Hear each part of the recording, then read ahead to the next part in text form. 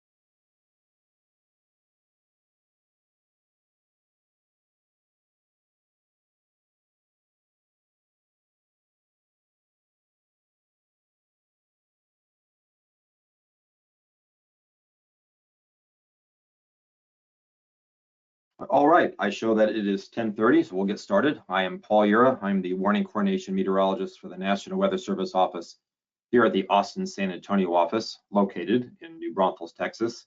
This is our 10:30 a.m. Tuesday, April 2nd decision support briefing for the eclipse that is upcoming. Important updates, the confidence of the weather pattern is kind of increasing for April 8th. Several model runs, several days worth of models were kind of showing us that weather pattern that is expected over that weekend into Monday, April 8th. Clouds and rain chances are technically in the forecast for April 8th, but there's still plenty of time for the forecast to change as well. This is being recorded, and the slides will actually be sent out after as well. So that part will be handled. So as far as the next schedule of briefings, we're doing ours today at 10:30. You can see the schedule here, 10:30 a.m. briefings all the way through Sunday. We're adding on 2:30 p.m. briefings on Friday, Saturday, and Sunday. And then, of course, our last briefing we'll actually have before the eclipse even starts, and that's going to be at 9 a.m. on Monday, the 8th. Some of the main points for the weather forecast is that the pattern that we're going to be actually having on April 8th is going to be a pretty favorable pattern to actually get some clouds at some point, and then also have some, I'm going to say not large rain chances, but somewhere in the kind of the low to medium sort of rain chance area. However, there is still a lot of uncertainty. There's mainly two features that we'll talk about as we get into the slides that may actually kind of determine, obviously, all that cloud cover and then the rain chances.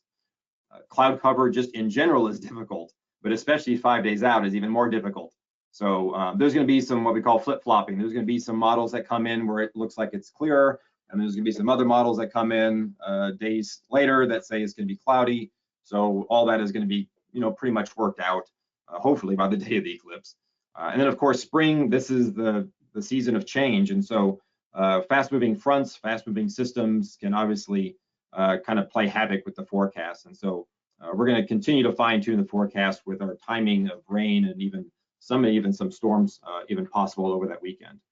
The one thing that does look fairly reasonable at this point is that the temperatures look like we're going to be on the warm side. So no Arctic front coming or none of that. So it looks like on April 8th, we'll probably be at least probably in the 80s. Maybe increased cloud cover may lower that a little bit, but for the most part, we'll be on the warm side. We keep showing this, and so we're going to keep doing it. This is the 6 to 10 day precipitation outlook, kind of showing you kind of what's in store for that weekend in particularly.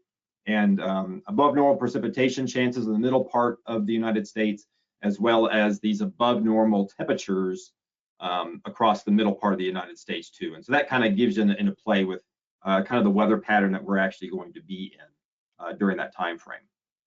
So let's talk about that pattern.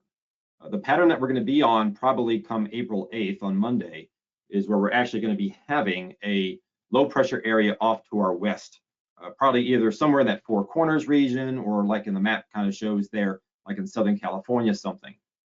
That pattern actually brings up typically some good high to mid-level moisture from the southwest, like from the Pacific Ocean through Mexico and into portions of Texas. Now, where all that kind of maps out is the difficult part right now, but we know that this pattern in general tends to give us at least high clouds. Now, the good news with that is that even if we have just high clouds over us for eclipse day, those tend to be pretty translucent, and so you can tend to see an eclipse sort of event through high clouds. So that's kind of one part of good news there, again, even with this sort of pattern. Now at the surface, some interesting things going to be happening. Late Saturday into Sunday, a front is actually going to be pushing through Texas. That can actually bring a chance of showers and thunderstorms to the area Saturday night into Sunday. That's kind of a bigger impact than for all these big events that we have, multi-day events where there's camps and everything else. So just be aware of that over the weekend, we actually may get some showers and storms as well. This drier air may actually be coming in from the west. And if the front actually scoots by far enough from us, then that may actually set up a very favorable pattern then, at least maybe for Monday. The bad news is that, well, if this front kind of lags around and kind of just sticks around the area, we won't get that big dry air push, and then clouds may be thicker and the rain chances may kind of go up a little bit. So again, still a lot to kind of iron out over the next several days into the weekend, but those are a couple of the features that we are talking about. And then what we do think is going to happen then on Monday itself is that that front that was kind of near us or over us or by us or whatever kind of washes out.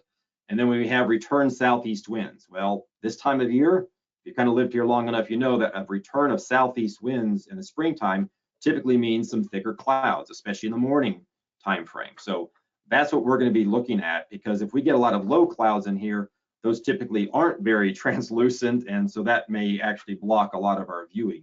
So yeah, so that's what we're kind of watching, both the high clouds and actually the low clouds at the same time. So here are the official chances of rain for April 8th. They're not very high, but they're kind of out there. They're in that 20 to 30 to maybe even 40% range. A lot of this is what we typically get, like in the morning time, we get these spritz and sprinkles and some little rain showers that kind of pop up. But if there's another storm system approaching, which there's supposed to be late Monday into Tuesday, maybe a more showery and possibly even some thunderstorms could develop by late in the day on Monday. Again, timing is still very, very far off. We're not, the confidence level in the timing is very low right now, but at least officially in our forecast, we have rain chances. The temperatures in the morning, muggy on April 8th, probably in the 60s, and humid, maybe even some drizzle or whatever.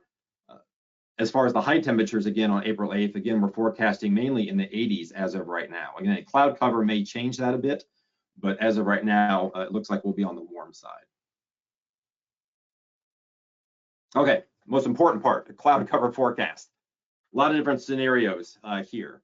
On the left is our official forecast for cloud cover percentage. So this is what the official forecast is right now for April 8th, is that you can see across much of the area, South Central Texas, all into that 50 to 60% cloud cover. Again, part of that could be low clouds, part of that could be high clouds, but overall, doesn't look terrific at this point, but it could actually look a lot worse. Interestingly enough, on the far right, here is a viewability. The office up in Fort Worth had created some background of some models. And so this is kind of what they came up with. And what this kind of shows is basically, even if there is kind of some cloud cover, what is the viewability overall? And what you can kind of see is viewability is low generally across the southern part of the state.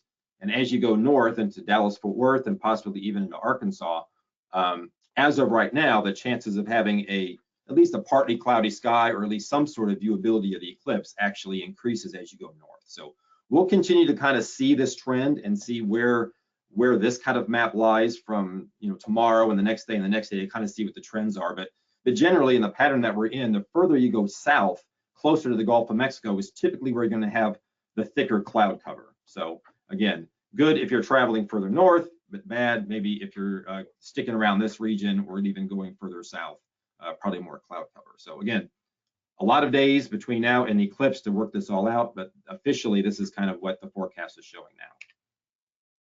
I'm going to hit these really, really quickly. Of course, our forecast points website, hourly forecast for any specific point that you actually put on the map. The default is actually in Duluth, Minnesota, so don't look at the temperatures in Duluth, Minnesota. Move the cursor, click on the map wherever you want the hourly forecast. And again, April 8th is now in our range of official forecast.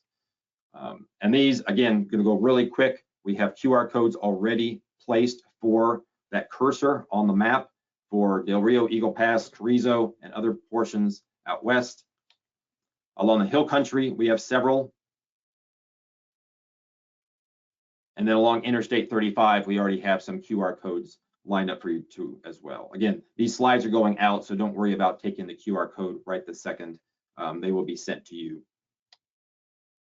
And again, day of the eclipse, especially latest satellite, there's a good QR code there. And of course, radar is going to be possibly useful on the day of the eclipse as well. So again, in summary, the forecast shows a weather pattern over the weekend that is generally favorable to get some sort of cloud cover and even some rain chances.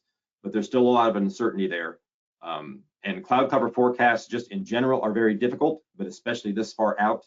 And of course, we're talking about a window of just a few hours, 5 and 6 days out. So yeah, hopefully we'll get better looks as we get closer to that. And as far as at the very bottom down there are confidence levels. The cloud cover forecast, again, kind of low to medium. We kind of lowered it a bit just because of these now scenarios that are kind of shaping up. And a lot depends on that front, maybe on Sunday as to what it does. And then, of course, just the storm chances are still low to medium, again, because it depends on that front of where it's going to hang up or if it's actually going to come through. So a lot on that timing is still going to be worked out over the next several days as we have more and more webinars. And then these last few graphics, we're going to be attaching them to the slides so you have them. They have some times of when the totality actually occurs. And then also, of course, reminder about the glasses, which obviously is a message that everybody should be pushing right now going out there. So the next briefing is going to be at 10:30. If you have any questions, there's some I'm going to get to here in a second. There's a questions feature on your GoToWebinar. Please go ahead and type in your question if you have it, because now is the time to ask. Someone was asking about the comment about how the eclipse might impact temperatures. Historically, what we've seen, especially back in 2017, under totality areas, we may see a drop of maybe upwards of 5 to 10 degrees during that time around totality. So we're not expecting to get cold by any means, but definitely we should probably feel a difference of temperature during totality. Not crazy, but you know, a good 5 or 10 degrees is something fairly significant, I guess I would say. Especially if it's 80 degrees outside, you may actually feel that coolness because of that. So yeah, someone else was asking about the emails for the recordings going out, and yes, actually everybody that actually signs up gets an email with the recording already, but then I blast it out to a lot of people that are not being able to either be on the webinars or just our general partner email list, which is roughly about 1,700 folks. So those will be going out here shortly. And just 1 or 2 more seconds. I'll see if there's any more questions that come in.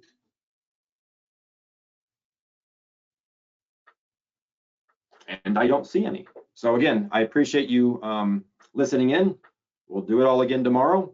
And then hopefully we'll get a better forecast each and every day leading up to April 8th. So just be aware that the forecast will likely be changing.